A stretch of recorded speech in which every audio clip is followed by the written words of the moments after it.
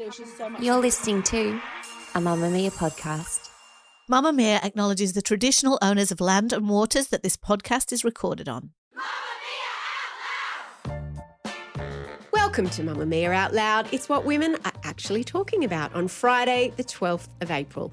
I'm Mia Freedman. I'm still driving the bus because Holly remains away in the UK. I'm Jessie Stevens. And I'm Vernem filling in for Holly today. I'm going to do my best. I do miss Holly. As a listener, I miss Holly a lot. I was going to say no, but I also miss Holly, but I also love you to him. And I think that you add something really special to the show. And Holly will hate me saying this, but you're younger than her. Oh, I am. Careful, Holly, you're not getting this chair back. I've gotten quite comfortable in it. On the show today, there is a British dark comedy about female friendship and navigating your 30s and why no one is having kids anymore. Plus, a story about a childhood home, a disaster Friday, and a skirt. It is our best and worst. But first, there is a documentary series doing the rounds, and what's come to light has officially destroyed Jessie's childhood. And I've heard a lot of people saying this.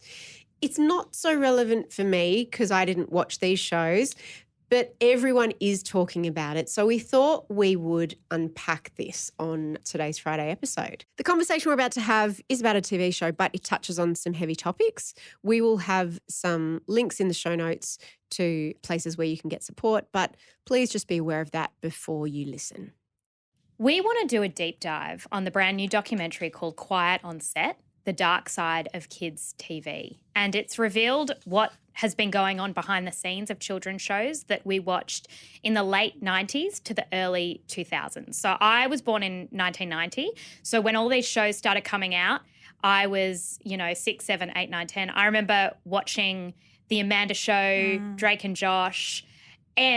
You were sort 1996. 1996. So you would have started watching these and saw I think I early got like 2000s. the reruns of the Amanda shows. You know how they just play them for years and years after. So I got those. But my big show for my generation was Drake and Josh. And while you guys were watching those shows, I was going to work and paying taxes. Oh. We were having what we thought was an idyllic childhood. And then we watched this documentary. So if you've never heard of any of these shows, this story is still going to be incredibly troubling, right? Because as networks made TV by kids for kids, really for the first time, we've learned how minors were treated behind the scenes and how, as adults, they now feel about it. So I've watched the 4 episodes that were available at the time of recording. You've watched the 4 episodes, I've watched Em? all of them, yeah. And how about you, Mia? I have watched 2.5 episodes. Right, so it's on binge at the moment. It was in the US and you might have seen headlines. A lot. Reels all come out and then Australia has been waiting and it has dropped. A lot of people were like, where can I watch it? And trying to watch it with VPNs. But it's now on binge. But I thought the whole thing would be dropped, but it was like a couple of episodes, then a couple more. And I think they're pretty much all out now. There's only 5 episodes. Yeah, so I've got the gist of it from the 2.5 I've seen. Yes, well, I will say episode 3 is the biggest. Is the biggest one of the series. That's the one everyone needs to watch. But it centres broadly on a guy named Dan Schneider, a name I hadn't heard before, who was a producer and showrunner at Nickelodeon. And a number of accusations have come out about the shows that he was on. So, The Amanda Show.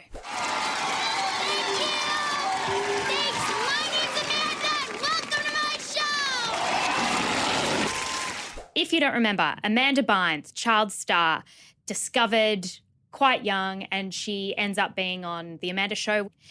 It was a comedy show, and I didn't realise as a kid how important this was because girls were either sort of sexualised for the male gaze or Shirley Temple. Like they were the 2 options that young girls had. And what Amanda Bynes did is broke out as a comedy act. How old was she? I think she was like around 12. Around 12. Yeah. And so... Was it like Hannah Montana? No, because Hannah Montana was more, I was going to say more a drama. Yeah. I think Amanda Show was more sketches, like sketch comedy. It was like SNL for 13-year-olds. Okay. So their audition process was basically they had all these kids come to these comedy events and get them to do live stand-up comedy as a child. And I think she came in when she was like 10 or 11 and then that's how they chose her. Okay. And watching back on this, I reckon she really shaped my view of the world, which was like wanting to grow up to be a funny woman because I got to see this person at 13 and I was just in awe of her. She was so, so talented, and I'd watch it with my parents and they'd laugh. Like, it was fantastic. Because all I know of Amanda Bynes is what I know of her in recent years, which is completely tragic. She's obviously completely unwell. She's been in a conservatorship. So was it like the Mickey Mouse Club? Not that. I get what you're saying. That scale. Okay. So it was that big. Okay, it was huge, and it was. I like what you said about it was like SNL or a comedy sketch show with kids and with their real names. Yeah. So they had their real names, and I assumed that there were heaps of female writers because it felt like quite feminist for there to be this, young girl making jokes. But you get a glimpse into the writers' room, and two of the only female writers basically had to share a salary, the salary of one man, and it was put to them like that. And there are these horrific allegations, which were really founded because they accused them of gender discrimination, and that was... those writers did. Yeah, those writers did. But one of the female writers is trying to pitch something, and Dan Schneider is saying, why don't you pitch that while simulating, like, sex, penetration? And so she would have to do that, like really degrading sexual stuff. When they're talking about a kids' show. So the other thing was that there was a character on there. I remember it well, Penelope Taint. Yes. And it was a character that Amanda played. She played, exactly. And it was my favourite character. What was Penelope Taint? She was meant to be Amanda's, it was quite meta because she was meant to be Amanda's number one fan, Penelope Taint. Hello, people. I'm Penelope Taint, Amanda's number one fan, please. I have my own Amanda website, www.amandaplease.com. Who are you, please? I'm Nancy. I'm not familiar with you. I'm one of the actors on the show. You're wasting my life. Where's Amanda, please? And in the writer's room, they've revealed that they knew that the word taint meant the skin between the vagina and the anus, but they thought it was funny to get a kid to say it without knowing that's what it meant. So they were saying Dan was telling them, don't let anyone else know. That's what it's about. Yeah, so it's like the whole thing is this whole era, this whole universe that Dan Schneider was in control of, it's been Me Too'd in this documentary. Is that sort of how you describe it? Exactly. And now looking back, and this is what the first few episodes are about, are the ways in which, for example, something exploding in someone's face, a pickle, or it was just laced with sexual innuendo. Yeah, like I saw some guest star had to like eat a hot dog with sauce in a really phallic kind of a way. I mean, it was weird. Exactly. When you were watching this stuff, did it ever, like, it never crossed my mind as a kid, and I suppose this is the whole point. I couldn't read it like that because of my experience. But did any of this ever stick out to you as a kid? The only things that stuck out to me, because I watched Nickelodeon literally from The Amanda Show up until I think Sam and Cat was the last one. That starred Ariana Grande and Jeanette McCurdy. And there was just this common theme about feet. Where they would show, like, zoom in on these kids who are acting feet, like they'll be touching their feet. There's this episode in Victorious that stars Ariana Grande and Victoria Justice where they were all getting, those fish that like eat the skin of your feet? Yeah. And like the whole episode was them just like rubbing each other's feet, going, oh my God, your feet are so smooth, and touching it. And there's like photos of Ariana Grande kissing her feet. Like, it's so gross seeing it as an adult. But I was able to clock it as a kid going, why is every single one of these shows, including iCarly, Drake and Josh, all of them, have these weird episodes of them just touching each other's feet? When you look at the set and you realise how many men were on set and also who some of those men were, it all starts to make a little bit more sense. So Dan Schneider as well is accused kind of the whole way through of, like, he's sitting on set and he's getting young girls or the costume people or the makeup people to massage him. Like, he liked being massaged on set. And basically he had this control over the whole room. As he got more and more popular, he was impulsive, he was angry, he would yell at people. And so in the episodes that you've seen, you kind of see the power that he exerted. Did that surprise you about behind the scenes of a kids show? That you've got someone who... Yes, it's hard. You've taught me that word, Jessie, anachronistic, because you went to uni, but about applying today's standards going back. And I think that there were lots of things that were inappropriate back then that only now we look at them through different lenses, knowing what we do. But even then, I mean, what happened on the set were actual crimes. I mean, there was actual straight-out pedophilia happening, which was horrifying. And it makes me think, like, Me Too happened and we had this reckoning with women, and are we just on the brink of having this reckoning with children? So onto the pedophilia claims. So the most disturbing and surprising element comes up in episode 3, and they say that there was this man named Brian Peck who was everywhere on set. He played a character called Pickle Boy. Pickle Boy. His pickles taste bad. Pickle Boy likes to hurt and tease pickles. Which was weird because he was like this middle-aged guy on this children's show, which you would have thought, oh, that's like it seems very creepy, but it wasn't that long ago. It's not like it was 40 years ago or 50 years ago. It was only 20 years ago, and it was really creepy. And he was like at various times an acting coach and a dialogue coach, but he was this kind of consistent presence on the set who was sort of very tight with Dan Schneider, right? And the kids. And he would have them over to his house and, you know, knew all the families, knew all the parents. And then when they found out, they went to work one day and they were basically told he's been arrested for child sex abuse, and you saw the accusations and they were as bad. And it's put like this later, you know, what he did. But they're all looking at each other going, who is it, who is it? And then at the end of episode 2, you see a man named Drake Bell sit down. Now, for Em and I, Drake Bell was so famous. He was one of the most famous people in children's television. To see him sit down, I'm going, where have you been? I haven't seen you in years and years.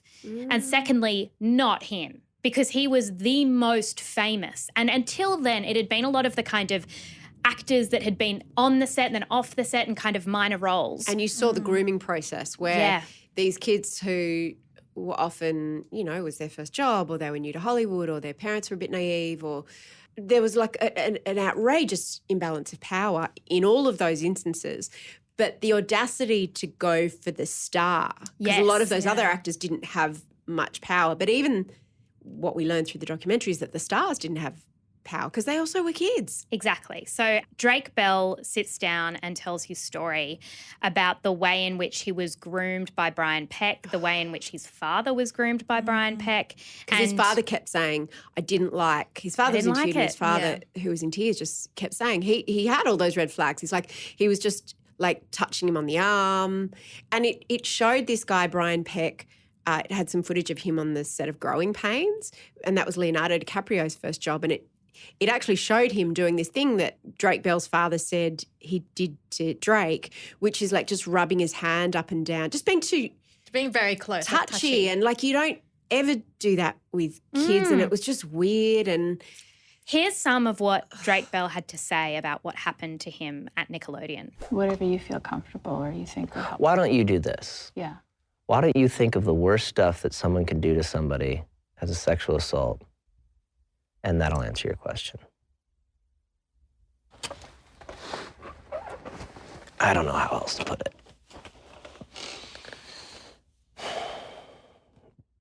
It was not a one-time thing. It was not a, oops, no, it is, I mean,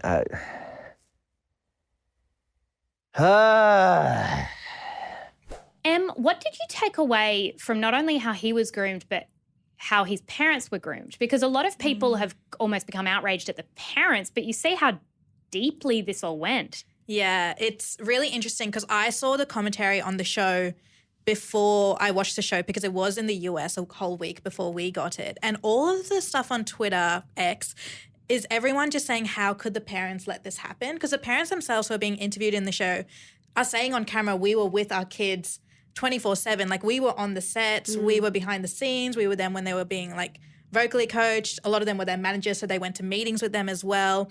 And yet Nickelodeon still hired 3 pedophiles who were working during that era on the network, and some of them working directly with the children. And what I found really interesting about Drake Bell's story is that it was so obvious from listening to Joe Bell, who's Drake's father, talk about Brian Peck. He said that he clocked it really early. He knew that something was really off with Brian. He didn't know what exactly, but he didn't feel safe with Drake being around him. Yeah, we talked about gut instincts. Yeah. On Sub's episode earlier in the week, and it was that. It was the gut instincts that you don't just necessarily knew. have developed yet as a kid, but he did. And then the dad developed it for his son. And obviously Brian wanted access to Drake. He saw that Joe, his father, was kind of standing in between that. So what Brian did was Joe and his wife were separated. So he kind of went in and manipulated Drake's mum. He made up lies saying that Joe was kind of mishandling Drake's money, and he convinced his mum to take over managing Drake.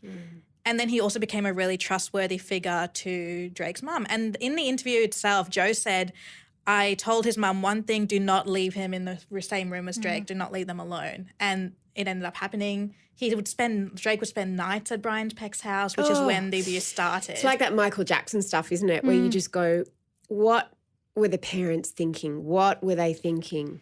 But it's just, that's how it happens. But it's also grooming of the parents, The grooming right? Yeah. has to extend to the parents because otherwise that would never happen. And driving a wedge between the kids and their parents and encouraging them. There was a spate of court cases around that time of child actors and performers petitioning to divorce their parents or be legally emancipated from their parents.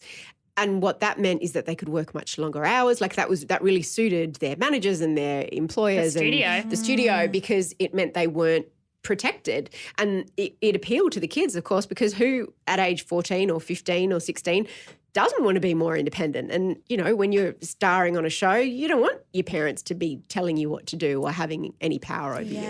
Watching Drake talk about what happened to him, I just thought it was one of the most emotive and raw and shocking stories of what an industry can do to you. Maybe it's because I wasn't expecting it. And he had never spoken about it before in all the years since. And What's he been doing since? So he's been in trouble with the law and he's had mental health issues. And we were talking about this before, and there was an omission from the documentary, wasn't there? Yeah, so he actually in 2020, he's always had a bit of run-ins with the law. He was arrested on suspicion of a DUI. But in 2021, he was sentenced to 2 years of probation for child endangerment. So a fan of Drake actually accused him of sexual misconduct. And she said that he was sending her graphic photos and was grooming her since the age of 12. He originally pleaded not guilty, but then later accepted a plea deal. In the plea deal, he said, "Today I accept this plea because my conduct was wrong.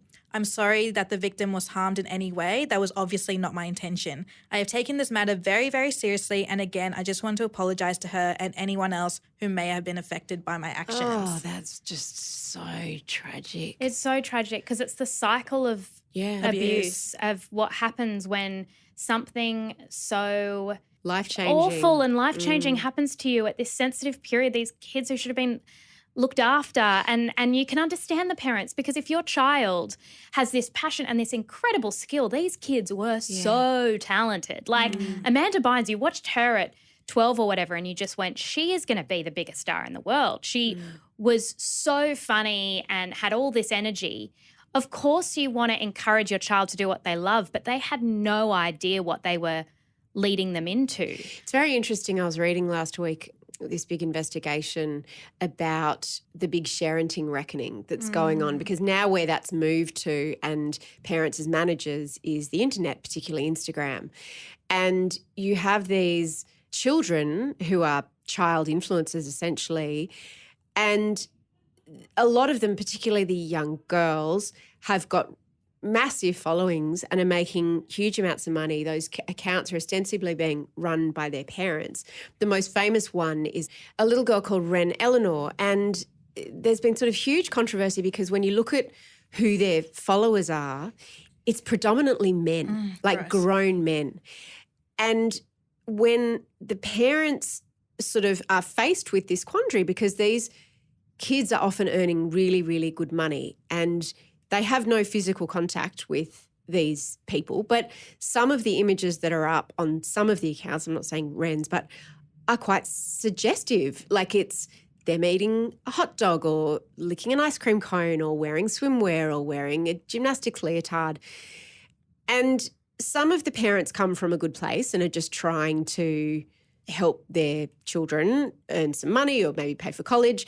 And others are kind of selling their children on the internet. I mean, it's really and awful. That's the complication, is when a child has a dollar figure above their head. Yes. Because even if it's not you as a parent seeing them like that, the studio will, the brand will, the manager will, the manager agent will, will. because everyone's making money off this child. Yeah. And the child labour laws, which were clear and said they had to be educated and all of, like, they were all messy, because if this kid's going to earn us this much, and again, you've got the emancipation issue, then basically you've got kids who have absolutely no childhood being put into adult contexts.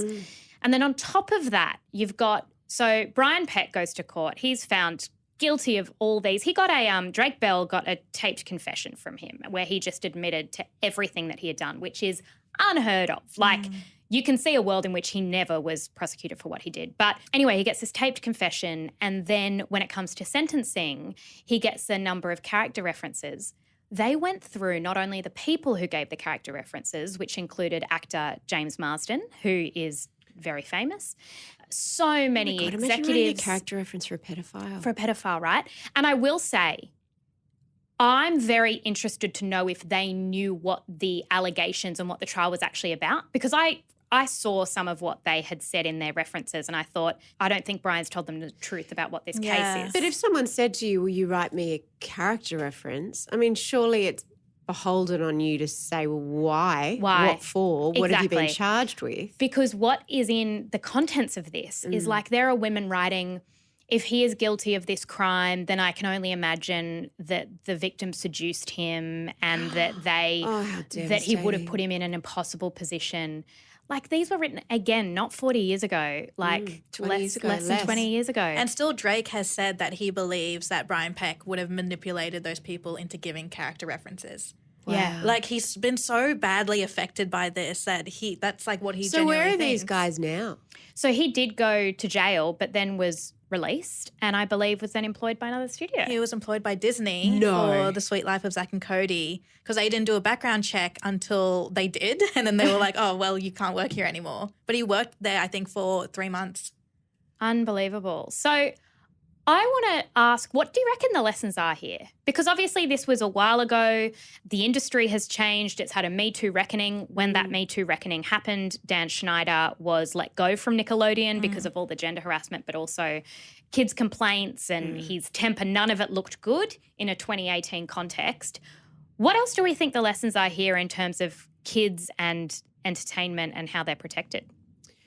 Well, I mean, we had a tiny taste of what that looks like now when we made Strife last year, and there were a few child actors on that, a couple of teenagers and one child. It's really strict. Like, it's crazy strict. Is it? Oh, it's the hours that they can work, who has to be on set, the fact that they need a guardian with them at all times. They can never be alone. It's very, very, very strict. You know, I think it can feel easy to despair. We've had another woman murdered this week, and you can feel like, oh, it's the worst time to be a woman and things are so terrible. But when you look at how far we've come in the protection of women on sets, you know, there are intimacy coordinators now. Before, it used to just be the Wild West on a movie set or a TV show, and even around children when it shouldn't have been. Now everybody needs working with children checks. There are police checks. It's much, much stricter, thank God, but all of that is relatively recently. And there's a lesson too about, Em and I watching Drake Bell, I think we felt like we knew him. Yeah. And to know what was going on behind the scenes, it's like, it feels like a lesson in disguise about what you can draw from, well, firstly, what you think success looks like, and then what was actually happening. But also, my big question at the end of this was what happened to Amanda Bynes, because that's the big gaping hole that we don't have. So that wasn't in the documentary? No, they suggested that she had very close relationships, or that the men, There's some really gross photos of her with Dan Schneider. Yeah, and knowing her proximity to pedophiles essentially, and also how much of the network hinged on her success. We know that in 2010 she took a hiatus from acting and she's never come back. If she's still under a conservatorship? She isn't. That was lifted. She said she's had a few psychotic episodes, and she ended up tweeting all of these allegations one day, awful things about her father, which she then took back. And so it's really unclear what happened to her. But I think it's easy to look at Amanda Bynes now and be like, oh, she's such a mess, and not have the empathy for there's a whole backstory, how much that would have stuffed you up to be in that environment back in sort of the late 90s. Yeah, I also think that in those environments, like you said, the parent has to be there 24/7, yet it's so easy to see that no matter how close a parent is, they'll never have power over that situation. Yeah. What I found really interesting when everyone was talking about Dan Schneider was they were all saying that he had favorites, and it was very obvious who his favorites were, and a big impact on who his favorite were was depending how involved their parents were. They interviewed someone named Brian Christopher Hearn, who was a child actor on the TV show All That, which was before The Amanda Show. And he was also one of the only black actors on that show. And they put him in really weird sketches that were borderline racist. There was some where he was called this rapper called Little Fetus, and he had to wear a full bodysuit to appear naked. And when he was getting his makeup done, he overheard one of the adults say, oh, the bodysuit has to be the color of charcoal. Just really gross stuff. There was stuff and he where played like a superhero character that was sort of a drug dealer. Yeah, like a drug dealer. Yeah. And his mum was watching this, and his mum already had a label by everyone on set being as like the loud mum who constantly like got in the way of these things.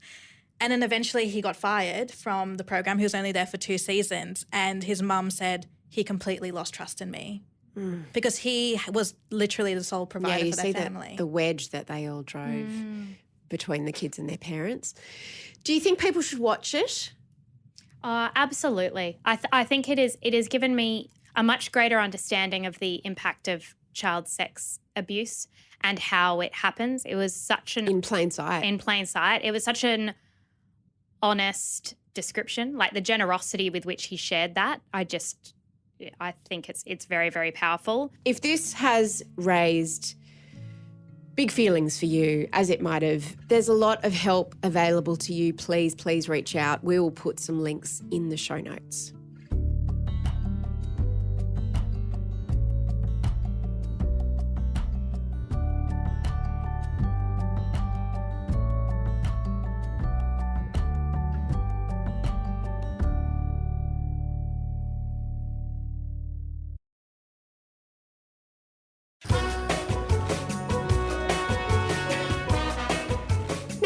Show is a little bit different. We deep dive into one topic and then we talk about recos from the week.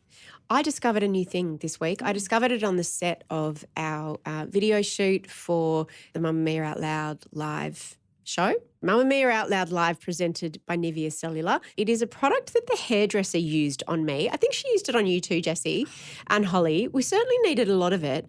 And it's something that I usually hate. It is hairspray. I hate hairspray. I don't like the smell of it. I don't like the way it feels in my hair. The stickiness or the crunchiness. Very disgusting. So she used a ton of it for reasons that will become apparent when you come to the show. But on the way home in the car, where I accidentally got onto the wrong freeway and ended up an hour and a half from home, pretty much, I just reached up to feel my hair, imagining that it would be very crunchy. Couldn't feel that I had any product in it at all. The product is by an Australian lady startup, a female-owned small business. It's called 11 Australia, and it's called Give Me Hold Flexible Hairspray. You can get it wherever you get sort of hair products. Adore Beauty have it. It's $28. You can also get a travel size, which I like to use. And so if you curl your hair, because my hair, everything I do to it just falls out pretty quickly. And so if you just give that spray, I've also been using a bit of spray. Another little trick that you can do is spray it on your fingers and then just pinch the ends of your hair, because my hair's a bit of a bob and I do that to just get a bit of texture in the ends. That's smart, because like I try to do that with my normal hairspray and then my fingers get stuck together. Can you tell that I'm a frustrated You Beauty host? The good thing about it too is that you know how sometimes when you put hairspray in you then have to wash it straight after? Yes. This, it lasts a few days and you don't have to go and just rinse it all out. It was so good. My reco is an Ezra Klein. I'm obsessed with Ezra Klein. He does a podcast with the New York Times. He's got a very calm, soothing voice. Yes, he's so sensible. He did a 2-parter recently on why no one is having babies. And you just had one. I know. That's why I was particularly interested. You've never been trendy. I know. I got Sambas at this exact moment that Rishi Sunak wore them and everyone said, yeah. Oh, no. So, Yeah, Rishi Sunak, the Prime Minister of the UK, so now Sambas are over, literally the day that they arrived. He does So dress babies are quite well. cancelled, and I'm like, what do I do with my 9-month-old? So I thought this podcast would tell me. It had 2 episodes. The first is birth rates are plummeting worldwide. Why? And the second is the deep conflict between our work and parenting ideals. And I keep seeing this everywhere, but I hadn't deep dived into it about how it's an economic catastrophe that our population rate should be Growing. Well, yeah. For every couple, it's like there should be 2 babies in order for us to sustain our population, because otherwise we have an aging population and we don't have enough people to pay taxes and look after them. Wow, what are we going to do? Is this in the whole world or just Australia? It's actually pretty widespread. Okay. Definitely in the Western world, definitely US, UK, Australia. And there's a bunch of ideas that they go through, but basically they say the way we currently parent, which they term as intensive parenting, means it's inconceivable for anyone to have more than 2. It's just not possible. That's so true. They talk about how the world is hostile to children, how trying to go out with children, especially in communities where they talk about like religious decline, and not having a religious community means that you don't have places to go with your kids. You're kind of stuck inside. Obviously, the impacts of both parents working, lots and lots of things. Cosy Lives, everything. It is a fascinating 2-parter by Ezra Klein. My rec today is a British comedy series. It's on Stan. It's called Big Mood. Maggie, my number 1 bestie. You feeling better? I'm having the best week. My old school want me to come back and do a talk for their little drama club. Isn't that cute? These are teenagers. They'll find your Instagram and make fun of your selfies. Maggie Donovan. I don't know if you remember at all, but I had the pleasure of teaching you history. Yes, I do. Mr. Wilson might be my soulmate. Come on, guys. Oh, my God. I'm his wife! I'm turning 30 soon, and I want to be a good person. Are you manic? Because you know what comes next. You've been diagnosed with bipolar 2 for 6 years? I'm the most depressed I've been in years. I'll fix it. I fix problems, and you have them. We are on the mushroom oil. Shouldn't have given you that. Wow. So it stars Nicola Coughlan. You might know she's from Bridgerton and Dairy Girls, and Lydia West. They play best friends. Nicola's character's name is Maggie, and she's 30-year-old playwright. She's so freaking funny. But she has bipolar disorder, formerly called manic depression. And as someone with depression, I've never seen my mental illness depicted so well on a TV show. She plays it so well. Nothing is over-exaggerated, which I feel like a lot of other TV How does she play it? It's not the main feature of the show. Like, the show is about their female friendship, but like the way she's like dressed and the way she's like makes little comments like, I haven't had a shower in 3 days, things like that. But also what I found really interesting was the way they look at how people who have depression with friends who don't have depression, their friendship is always uneven because the depression is always that third person in the friendship. And they talk about how Lydia's West character, Eddie, she is constantly there for Nicola's character. So Eddie's always there for Maggie. And then suddenly in the series, the roles switch. Like, Eddie really needs Maggie, and Maggie just completely breaks down. Like, she doesn't know how to be the kind of friend that someone can rely on. And it's so interesting because I feel that all the time. Like, we were talking about friendships like this on Wednesday's episode, and I'm constantly asked to be that person because of my lifestyle, because I live alone and stuff like that. But when I'm in a depressive state, it is so hard to be that person. And the show just covers it really well. And you said it's a comedy? It's a comedy, yeah. Oh, I like that. Because I kept seeing it on all the lists of like the best comedies of 2024, and this was top of the list. And I mean, it sounds pretty heavy, but I really want to watch it. The heavy element is like weaved in really well. Like, it's really insidious. You don't really feel it, but it's done really well. Big Mood on Stan. Outlouders, if you love hearing our recommendations and you don't have the ability to write them down as we're talking, you don't want to miss out, make sure you sign up to the Mamamia Out Loud newsletter. That's where we will link to all the details of our recos for the week in one place, plus all the behind the scenes of this podcast.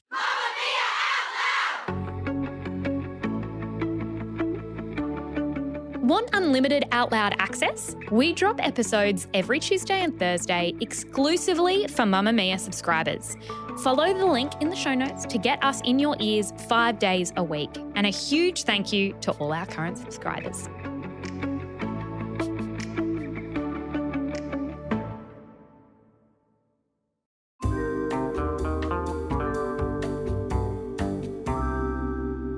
It's best and worst time. As a listener, this is my favourite part of the podcast because I get a little insight of your lives that I probably already know about. I'm going to kick it off today because I have a worst that I need to get off my chest because I'm really upset about it. After 17 years, my parents have decided to move out of our family home. That's not allowed. It's not allowed. It is so tragic. They 100% deserve it. They're in like a new life stage. They're downsizing. So they're downsizing to an apartment. Very lush for them. They're getting it designed. They love it. They're very excited. Me and my sister, though, not that excited. Where are you meant to be when you're not in your... No. There needs to be room for like an extra room for you. Where does all your stuff go? I actually don't know. So I was telling them, I was like, so how much storage do I get in this apartment? They're like, you've moved out, babe. Like, you don't live here Is there anymore. a spare bedroom in this apartment? They have, I do have a bedroom in this apartment. Well, my dad was mainly like, because they were originally looking for smaller places. And I was like, of course, look for small places, just the two of you. And they were like, yeah, but we don't know what's going on with your job sometimes. And we just need to be like account for everyone. So I'm like, so okay, true. Of course. But yeah, it was fine. I was fine in the beginning because they're so excited. So I'm excited for them.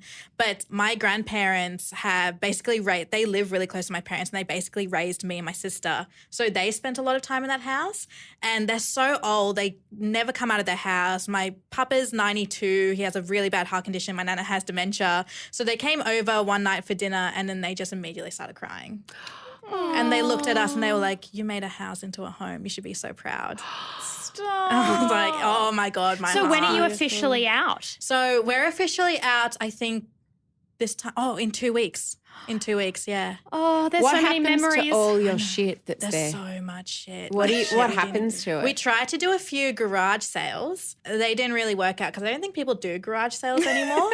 So it's Facebook Marketplace. That's we're trying to Facebook Marketplace. It's still No, but I mean all the stuff that you just leave at your parents that you don't want to move into a new house. Like I've got a ton of stuff apparently. Which What do you I've do with your completely year forgotten 2 about. report? Yeah, it's no, that stuff. they've kept all of the like memorabilia stuff. So they'll be taking that. I think they that's purchased good. extra storage at the apartment because there's so much stuff. My parents tried to give me a box with like my reports in it and I was like, I don't want you to throw this out, but I also don't want it in my house. I think it should belong in your study or something. My mum has like our christening dresses, our communion dresses. I'm like, it's weird you have weird little girl dresses so we don't need I found all a this. box of teeth the other day. I don't even know whose teeth they are. It's so creepy. And I don't want to chuck them out, but I've just got these box of baby teeth. I have like dried up umbilical cords from my great grandmother. Maybe I could put that in your parents' so storage. cool. It's My so teeth weird. with the umbilical cords. We'll collect all the teeth. What's your best? My best is kind of hooked onto this. So for the first time in 10 years, I was able to play piano in front of people. I have really bad performance anxiety since high school. So I was actually a piano player since I was 4 till 18. Really? Yeah, that's how I kind of got into my private school because I was a piano player and that's what I wanted to pursue. Like I wanted to go Juilliard. Like what kind of piano? Classical piano. I know. Damn, I never knew Exactly. this about you. Doing the whole kind of, I think, music program in Australia is a bit annoying. I got really bad performance anxiety when I had to go through all of those exams because they're so brutal. So since I graduated high school, I hadn't touched the piano. Like every time I came to a piano, someone asked if I could perform, I would just start shaking immediately. It was so bad. But then... Do you wish you'd have pushed through that like a resilient person? Yeah. Mia Not thinks she really. understands because she Like, did there's singing been- for a HSC once. It's not the same.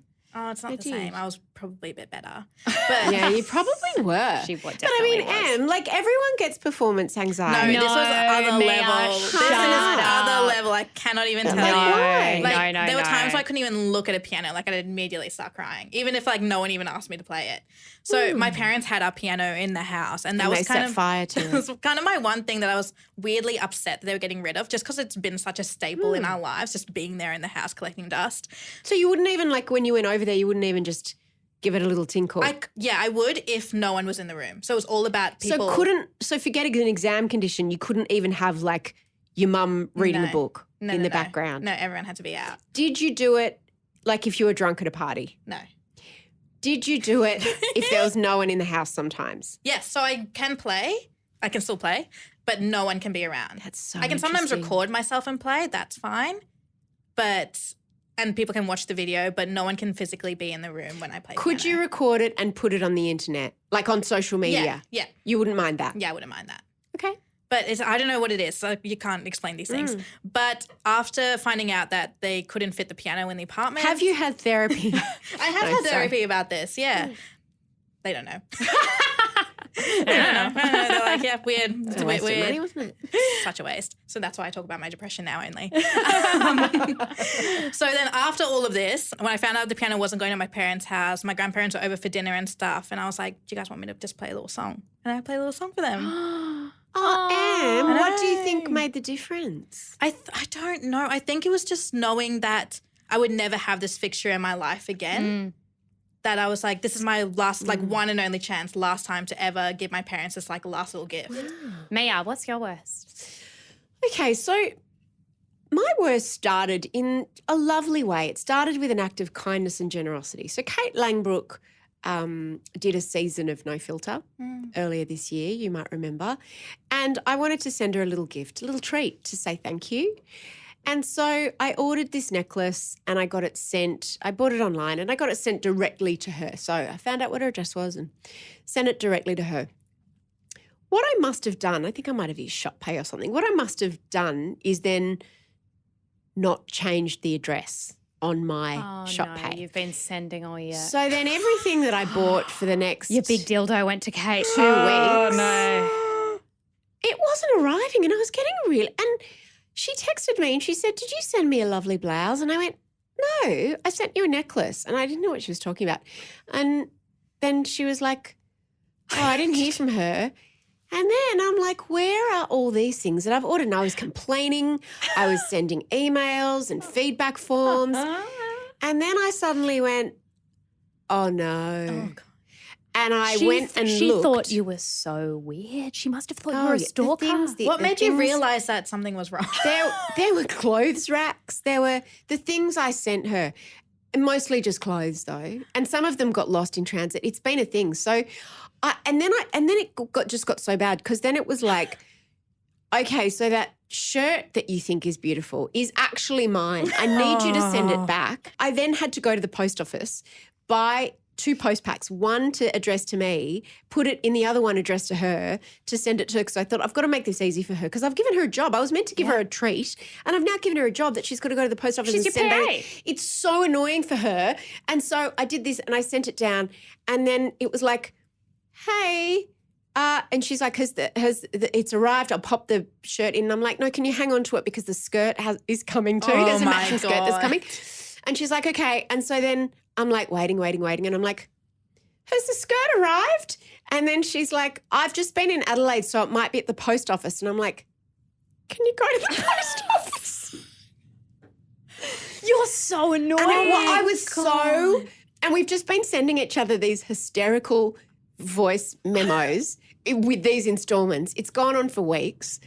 It's so, and then the skirt got lost. So then, anyway, it's almost ongoing. She sent me a picture yesterday of her. She said it's finally happening. It's her with the post pack, putting the shirt inside it. Still hasn't arrived today. Oh, my God. As someone who hates asking people for favours, this is a big ask. Especially since it was meant to be a thank you gift and it's just turned into, let me give you a massive amount of mental load and extra work. That's so funny. So that was my worst. It was more Kate's worst, really.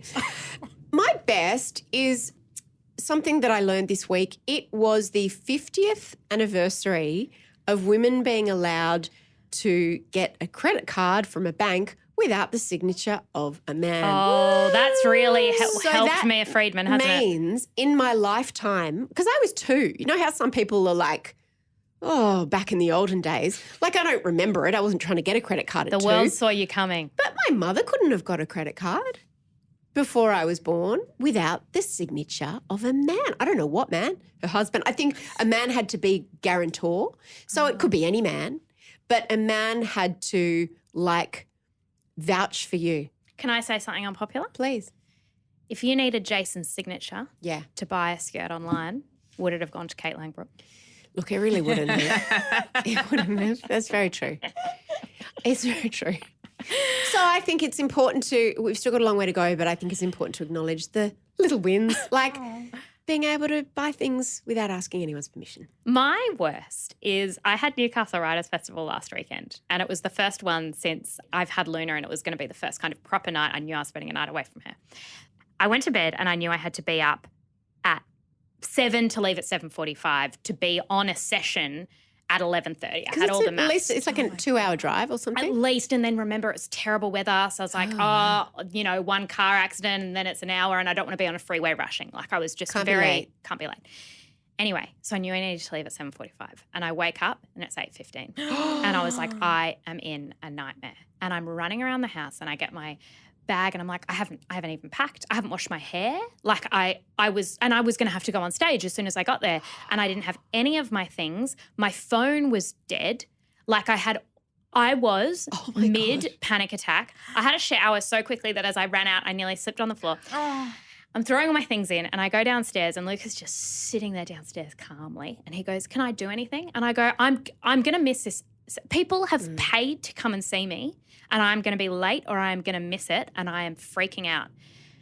And Luca takes a deep breath and he goes to me, today is Friday. And the session was on Saturday. Oh, so you were so early. It was the best feeling. Your heart must have just been like, oh. Wow. I was so happy. The whole day I was like,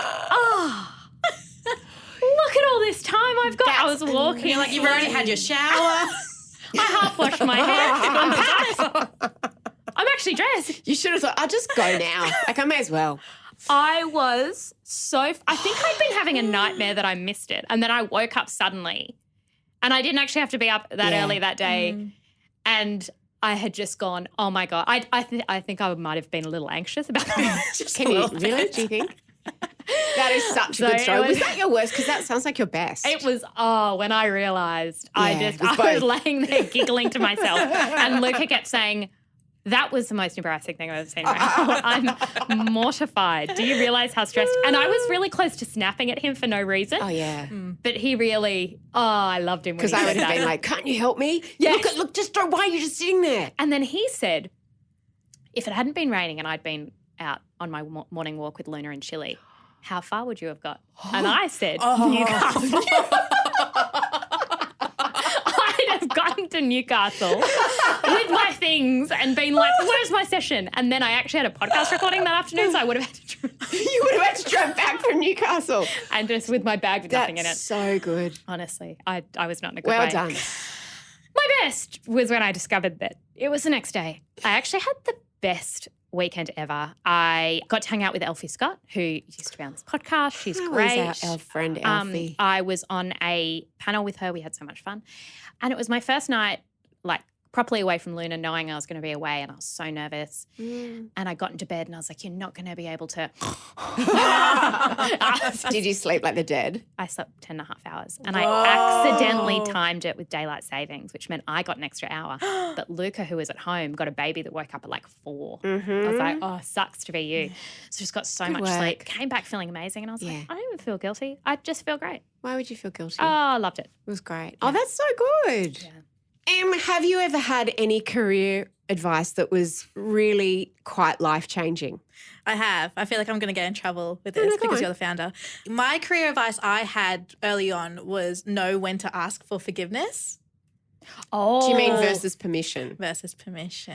I'm a bit like that. I forgot about that one. That's a good one too. I think me as a patron saint have asked for forgiveness, not permission. I learned that early. Especially in my social media role. There was a few times where people were like, oh, don't post that. And I was like, oh, sorry, I didn't see your message. Oh, that's quite good. But that's because you knew. Because I knew it would do so well. And it did. Yeah, it did. Always did.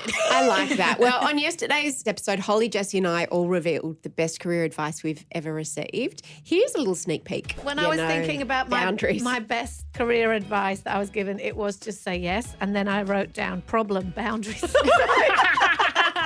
I don't mean say yes to everything that anyone asks you to do. Like, can you pick up my shoes from the cobbler? That's a thing anymore. Or like, whatever.